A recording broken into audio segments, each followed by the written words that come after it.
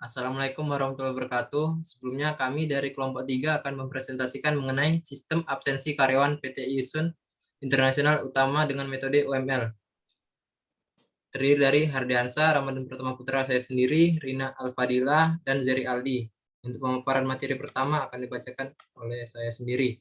Pengertian DFD, Data Flow Diagram adalah pemrograman pemodelan suatu perangkat lunak yang di mana dalamnya terdapat sejumlah notasi dengan aliran-aliran data dari dan ke sistem. Adanya aliran data ini menjadikan kita lebih memahami mengenai sistem secara struktur dan lebih jelas.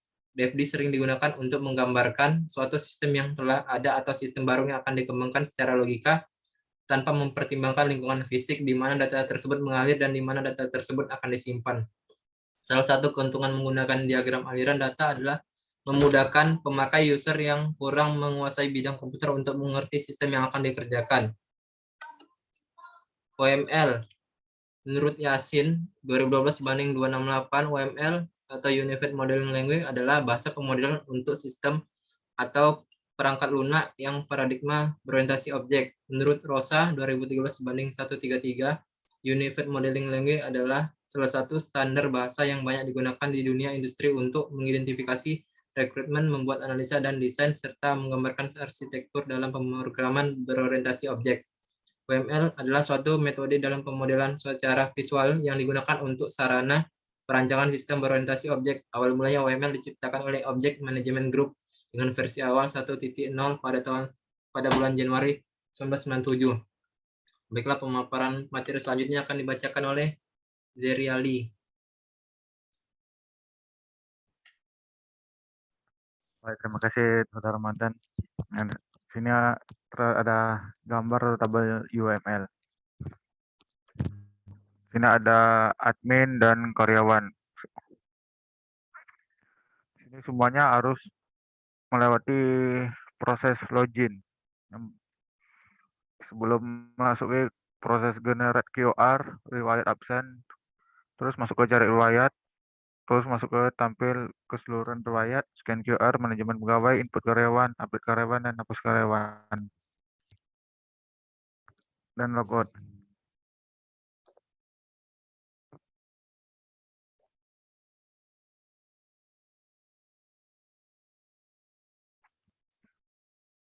Nah, di sini ada menu akun. Ini user, ada akses aplikasi, dan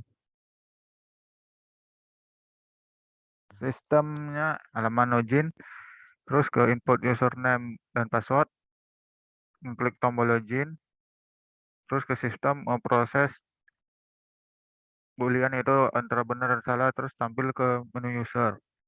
Terus ada menu admin, admin, manajemen,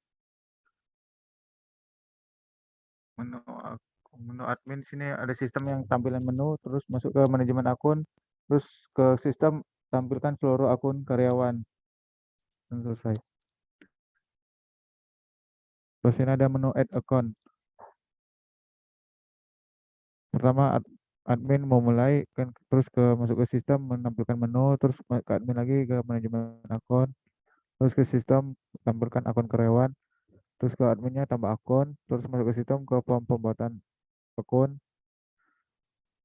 terus ke adminnya menginput data karyawan, terus masuk ke sistem save data karyawan, dan ke admin lagi selesai.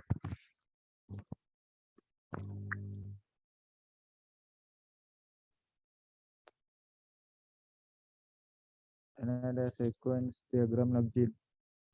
Ada admin, karyawan, tampilan login, dan data user.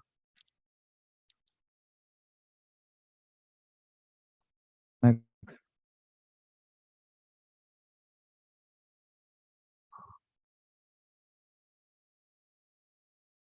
Admin, data karyawan, dan model data karyawan.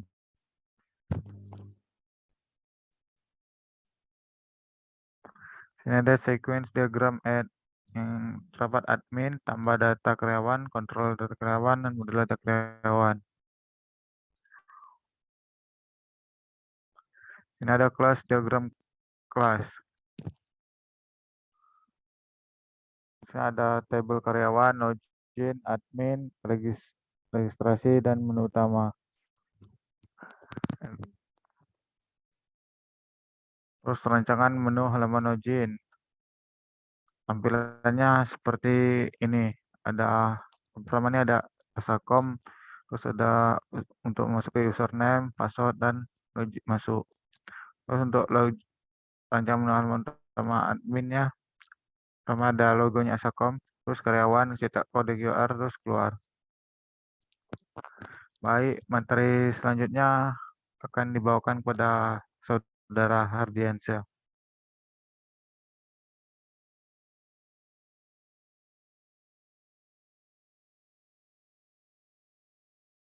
Pada Baik, Saudara terima kasih. Hardiansyah. Ya, baik, terima kasih.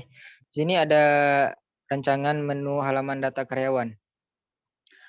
Data karyawan itu tambah data karyawan, itu daftar karyawan, rancangan tampil menu add account yang ada daftar baru, ketikkan username, ketik kata sandi, ketik ulang kata sandi, daftar akun, terus kembali. Next. Rancangan halaman utama karyawan. Di sini ada aplikasi Asacom, pindai kode QR, riwayat absen, terus logout keluar. Next. Data flow diagram atau bisa juga disebut DFD. Nah, di sini ada admin, terus ke info pegawai, absensi pegawai, terus masuk ke sistem informasi absensi dan pengajian karyawan, terus update password user ke pemimpin. Dan di sini ada beberapa gambar. Ya. Next, data program diagram. Melalui admin, terus upload data, langsung ke upload karyawan, ke upload ke data, update data, terus pembuatan laporan, terus langsung ke pemimpin. Di sini ada gambar-gambarnya, bisa kita lihat dan kita pahami sama-sama. Oke, next. Data flow diagram DFD level 2. Yang pertama ya jelas ya dari admin. Terus dari admin ke pengolahan cuti pegawai atau pengolahan data pegawai, pengolahan data absensi, terus absen masuk, absen keluar ke karyawan. Sini ada gambar-gambar juga, tidak bisa saya sebut satu persatu. Oke, next. Entity relation diagram atau bisa juga disebut ERD. Nah, di sini ada gambarnya ya. Nggak mungkin saya bilang satu persatu. Kita pahami sendiri aja. Ya, next. Ini akan dilanjutkan oleh teman kami, Mbak Rina. Terima kasih kepada Mas Hardiansyah. Saya akan menyampaikan fungsi dan manfaat dari DFD dan UML. Manfaat yang pertama masuk pada manfaat DFD, yaitu mempermudah bagi programmer untuk mengaplikasi ke dalam sebuah program. Dan manfaat UML, use case membuat sebuah gambaran yang lebih terperinci dan menjelaskan suatu alur yang terjadi antara aktor terhadap sistem seperti apa. Nah, masuk kepada fungsi, yang pertama ada DFD, mempermudah proses suatu model logika yang menggambarkan dari mana asal data dan kemana tujuan data yang keluar dari sistem.